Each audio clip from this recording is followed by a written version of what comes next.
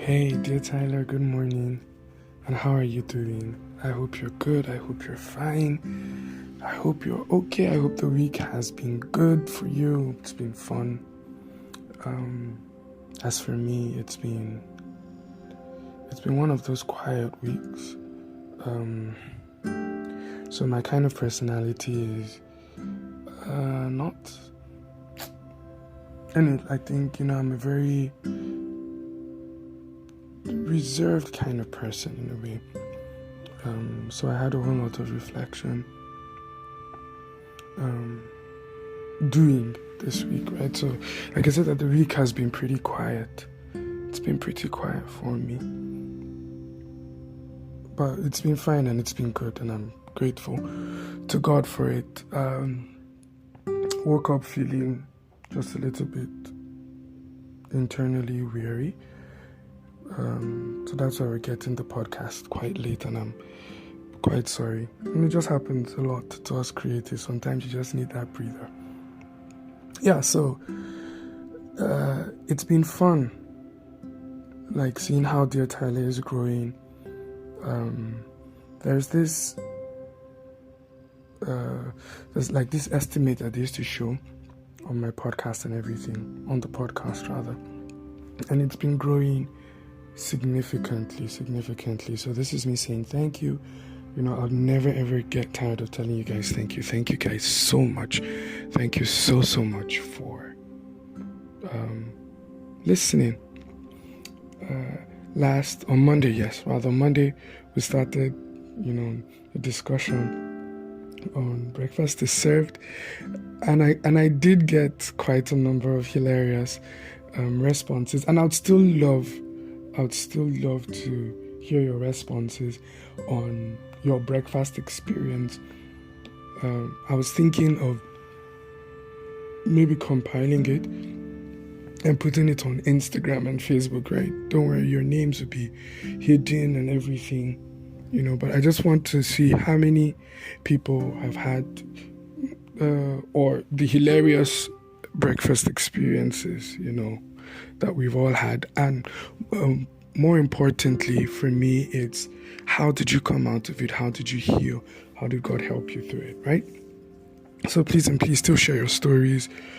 Share it via WhatsApp so that it could be, screen grabbed and shared. That's if you want to, right? If you want to. You could share it on Instagram, DM. You could just DM Dear_Tyler. And we would just make a very, very good story out of it, right? So today we're continuing, if I could say that, right? It's like a continuation.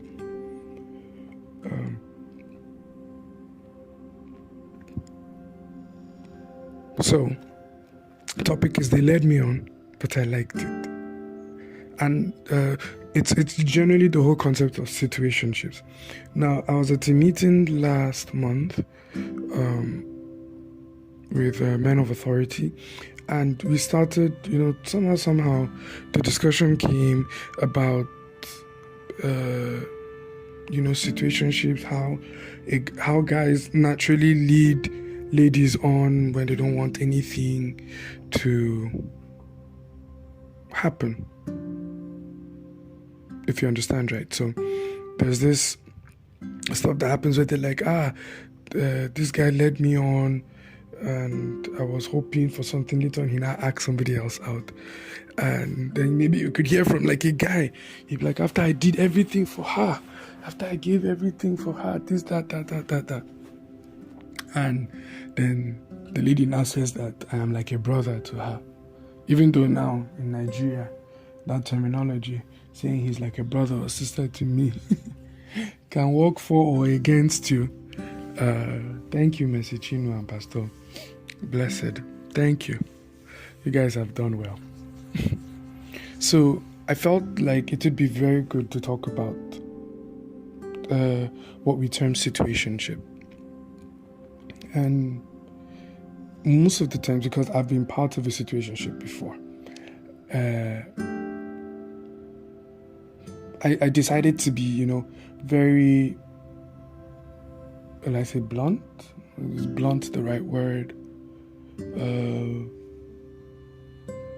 I don't think blunt is the right word, but I decided to be very honest with my evaluation on situationships and being led on. The reason why I termed it, they led me on, but I liked it. The thing is, I realized that nobody has the power to attract you if you're not already attracted to them.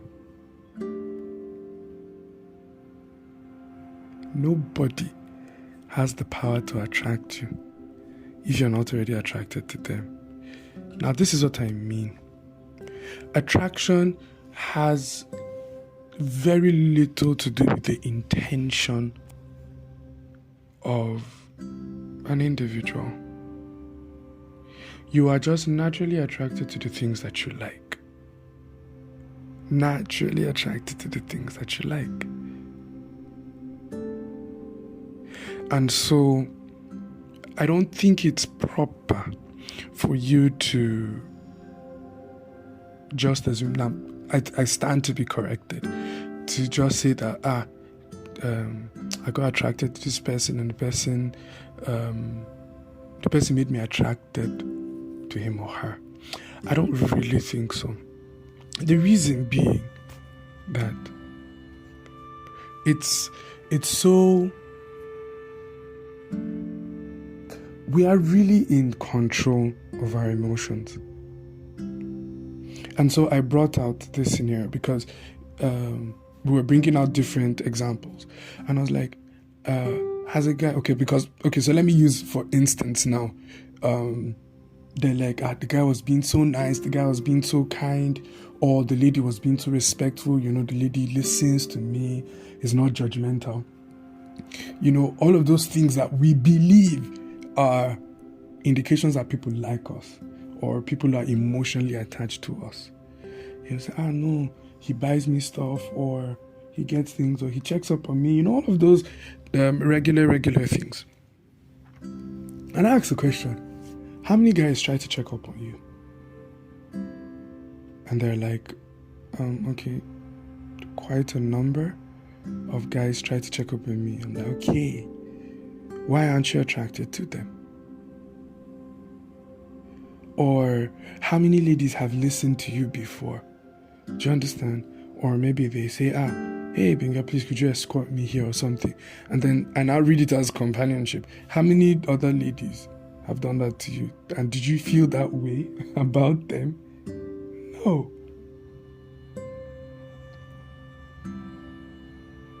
The truth is that, and this is me being very honest, I believe that naturally we have our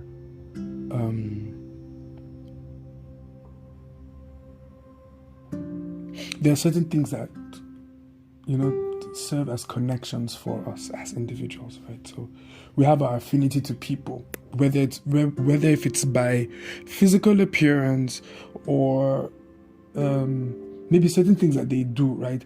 Most of the time I feel it's physical appearance, right? I feel it's physical appearance most of the times. And then, yes, maybe one or two character traits that make the person feel or look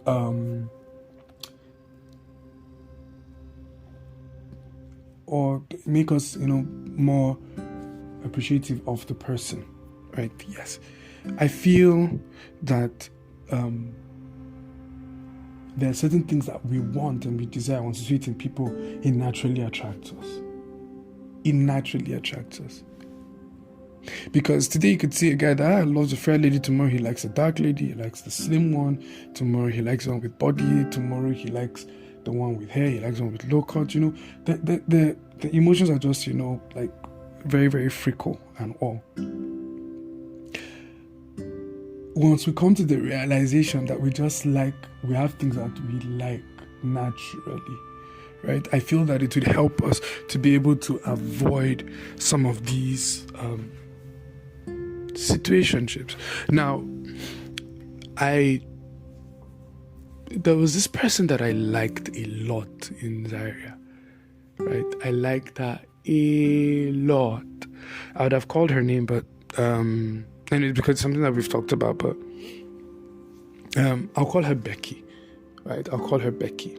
And so I really, really liked Becky. Like, back then, we were in the same fellowship, RCF, she was an usher. And I remember every time when there was this hair that she made, like, it was just so beautiful. Becky was just it for me.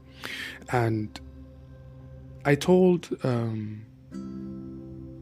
somehow I told my friends in our room about Becky, and they did one little prank for me.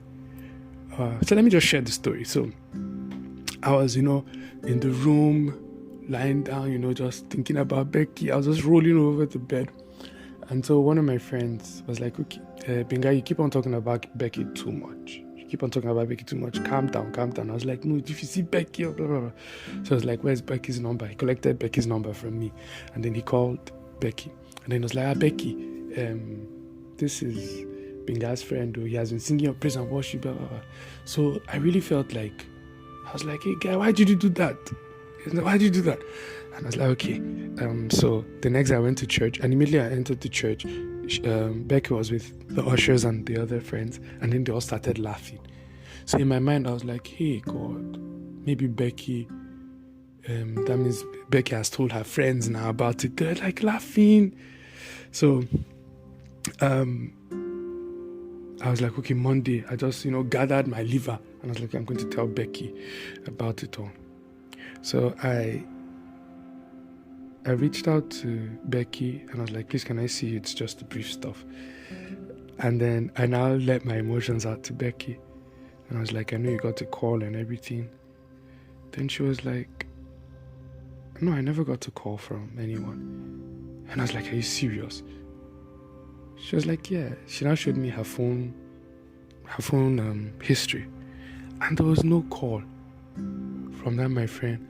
And I remember that my friend back then used to use Start Times. And Start Times, once you start making a call, the timer just starts reading. So when I saw the timer, that's when I now got confused. So I now let my emotions out to Becky. They're just like, it's okay to like somebody. Now, this is where it got complicated.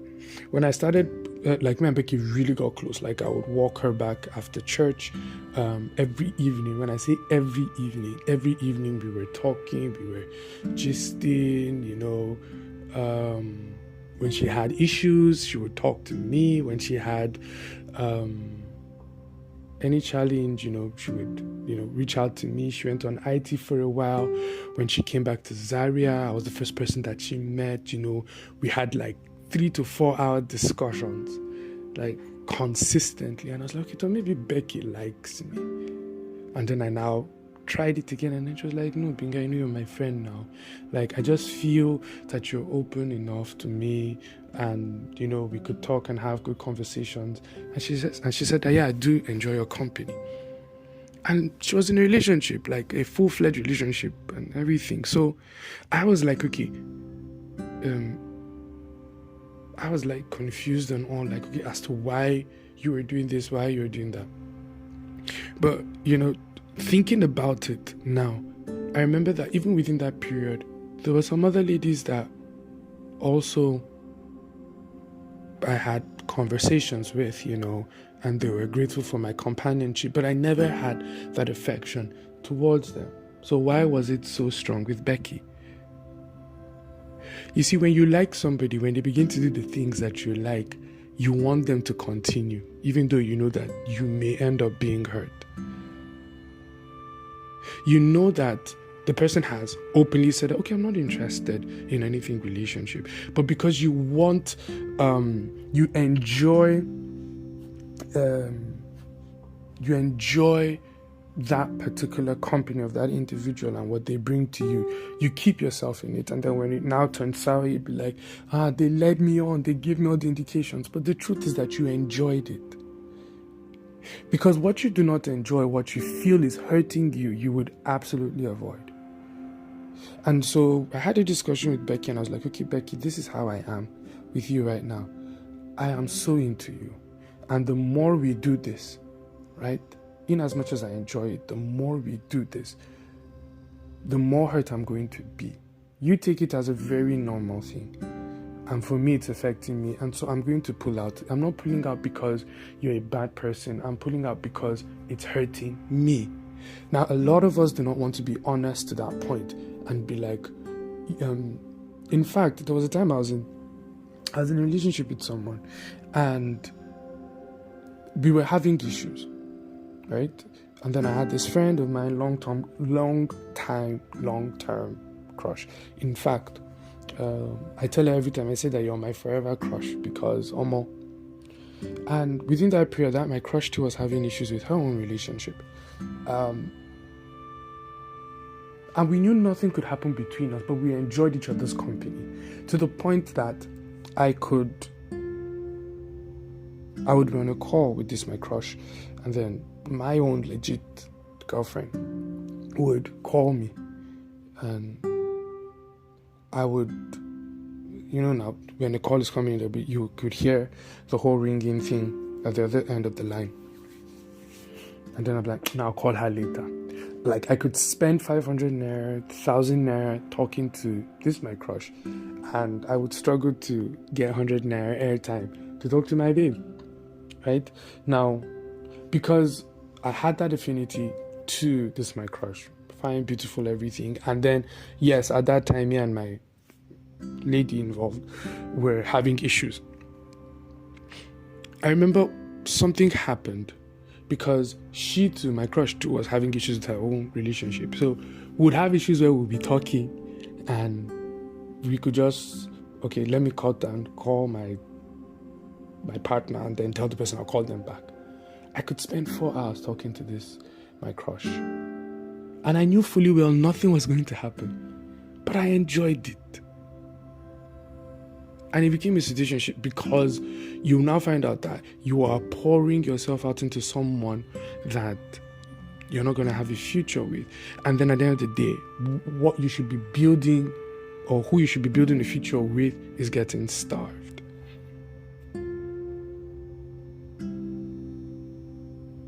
Sometimes as guys, we love the respect, we love the, that honor that is given to us, So when somebody does something sweet for you, you like it. Or maybe for ladies, the attention, oh, he opens the door for me, right? Probably the guy grew up in a house where he was taught courtesy. So he saw his father opening the door for his mother. He saw his father opening the door for his daughters, do you understand? Or naturally any female figure. And he was trained that way. And so it just feels like, okay, that's like the manly thing to do. So there's this stuff that somehow was pushed into our minds way back in Zaria. Then whenever we're walking on the road, we were mandated to, I don't think mandated is a word, but we were told to make sure that the ladies were at that the guys would be the ones at the edge of the road, near the cars and everything, let the ladies be at the other side. And it was just a natural thing because we'd been taught that was the best way to do it. Or that's the proper thing to do. So naturally, if we're just walking and then we're about to get to the road, the guy always stands at the side where the car is coming. Do you understand? Or if we're walking in the direction of the road, we just stay at the side nearer to the road while the ladies walk, on the pavement or the grass or whatever. Now, for a lady now that hasn't experienced that, probably I'll just come over and maybe we're talking and then I'll be like, oh no, please, can you move to this side? And she'll be like, oh my God, he's so protective of me. He cares about my safety. He just cares so much about me. And then when I'm crossing the road, usually if I'm crossing the road with ladies, this is me now, when I'm crossing the road with ladies, because a lot of times the people that I grew up with, especially the ladies, had challenges crossing the road, so I had to hold their hands and then cross the road with them. Sometimes I could be very daring with my crossing of the road, and so I didn't want to leave anyone behind and then have a challenge, So there were times where maybe I crossed the road and then left the lady, and then the lady would be like, Binga, you left me or something, right? So naturally, if I'm crossing the road with a lady, Okay, could I hold your hand? Let's cross the road together. Do it with my sisters, do it with my friends. Now, for that lady, maybe because she didn't have all of that done for her, she'd be like, this guy always holds my hand when I'm crossing the road. Always holds my hand when I'm crossing the road. He must like me. No, there was no indication of that. It was just a nice gesture. Now, for the guys, maybe you finish eating and then a lady comes over and picks your plate. You'd be like, oh my God, this is a wife material. Maybe because, like for me, it means absolutely nothing. It means absolutely nothing. My mom made us always take our plates to the kitchen. There was no let the ladies come and pick plate. When you finish eating, go and drop your plate. So it was nothing special. Do you understand? So there are times where I could be eating, maybe I finish eating, my sister just comes, picks up the plate, drops. Maybe if I'm the one heading to the kitchen and my sister has finished eating, I see the plate, I just pick up the plate and I go because I'm heading to that direction. Do you understand? So my own natural tendency, and then the people that I stayed with while I was in Bauchi, when you eat, you carry your plate and you drop it in the kitchen. It was not a ladies' thing. So your being a wife material had nothing to do with all of those picking plates, serving me food, and absolutely not. In fact, with the people that I grew up with in Bauchi, the guy, my friend, right, that introduced me to his family, he was the one that used to bring food for me. And then maybe when I'm done eating, he's not having to help carry the plate, or just call one of the boys around carry. It was not a big deal. But maybe because of you as an individual, these are some of the things that you like and you've built your world around it. And then a lady does it, she'll be like, this lady is trying to show me her wife materialism. No. When we get honest with ourselves that there are certain things that people do that we like, and we're honest that this is something that we like, it helps us to be very, very open-minded about our judgments and find out, does this person actually genuinely like me, or it's me that is actually liking the person? Because you could see people being in a situationship where outrightly one of the parties is clear, I don't like you that way. But because you don't want to miss out on what you are gaining, you now try to insist and enforce it and force it and force it. If we're honest, like I said at the beginning, right, when I started talking, if we're honest with ourselves, we'd realize something. There are people that do things, right, that we seemingly like, but we're not attracted to them. Whatever informed your emotion about that is something it's something that you can also use to control yourself, to avoid a lot of these things. And that's like my stance on a particular issue, at a particular side of the whole situationship thing. Number 2, if you notice somebody has an affinity to something, if you're not open enough to state it in clear terms, that you are just being cautious about it, then stop. Then stop. I read a book once, and I think that book really, really wrecked my mind. I started using it to my advantage to get, close to people. In fact, at a point in time, I used it to test if the rules were true, and they were. You can make somebody obsessed about you, right? By, the person likes you. And then the favors you can receive from the person. Then you now do things that triggers the person's emotion. You're just being plain wicked. If you know that you have no interest in an individual, especially when it comes to the whole relationship intimacy thing, be as honest as you can. There is no point, absolutely no point, making somebody feel that you have an intention to settle down with them when you don't.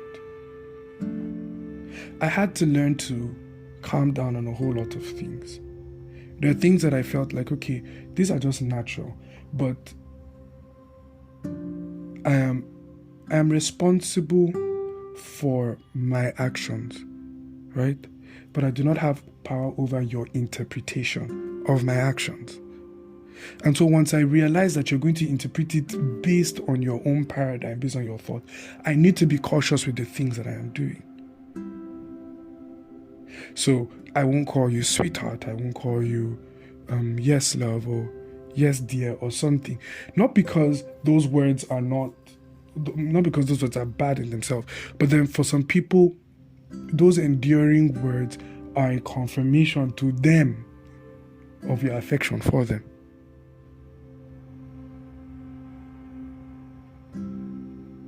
So many times I come up with nicknames for people. My guys in Koinonia worship team, they know that a lot. I have friends, a lot of female friends around. Elena, Tiny T, Open Heavens. Do you understand? Winner Man. All of these people. I just create, certain names. Not because there's anything, but it's something I just developed because there was a time I went for a camp somewhere and I just heard the lady and I was like, because she gave me extra food. I was like, and I was talking to a friend of mine that was refusing to give me plenty food. So I said, I will not be collecting your food again. I'll move to this person. So when this lady now gave me extra food, I didn't know that from afar she liked me. And so the next time when I came, I was like, where's my sweetheart? And after some time when we spoke about it, she said, Binga, when you called me sweetheart, that the way my body just felt good. My mother was like, no, please. I was just being nice. Yeah. I'll never forget. She was like, I was liking somebody at that time. And then she was like, are you in a relationship? And I was like, yes. Then she was like, that it's that even Vashti was removed for Esther. I was like, wow. So see, as I bought myself market. But like I said, if you know people have an affinity to something, be very, very deliberate and considerate and tone down your expressions on those things. So I know a lady likes me, right? I know she would want us to talk a lot. Unless I like it too. I should reduce the amount of calls, the amount of contact that we have. Oh, I know a guy likes me and I'm not ready to have anything to do with this guy. He should not be my go-to guy for calls or help. I'm not being fair as an individual. But then, like I said, at the other side, find out, oh, okay, sorry, you're doing this. What does it mean? Do you have any attachment? Because maybe one of these days we'll talk about ladies being open about their emotion. You're not asking a guy out, but you could say, okay, I'm really liking you, and this thing that you're doing is really leading me on. Is it a mutual thing, or should I mark time and just not take it for anything? I think our openness really, really helps. So if we're honest with ourselves, many times that we are led on by people is because we actually like what's going on. And in our mind, we have already built a future around it. So the way you would protect yourself when you're going somewhere that you've never been to before, you ask for direction, you ask for clarity to know. I think we should be bold enough to ask for clarity on how people treat us so that we can avoid situationships. Now, I know that a lot of people would have contrasting views, differing opinions. And I would love to hear your opinion, Tyler. I would love to hear your opinion, Tyler.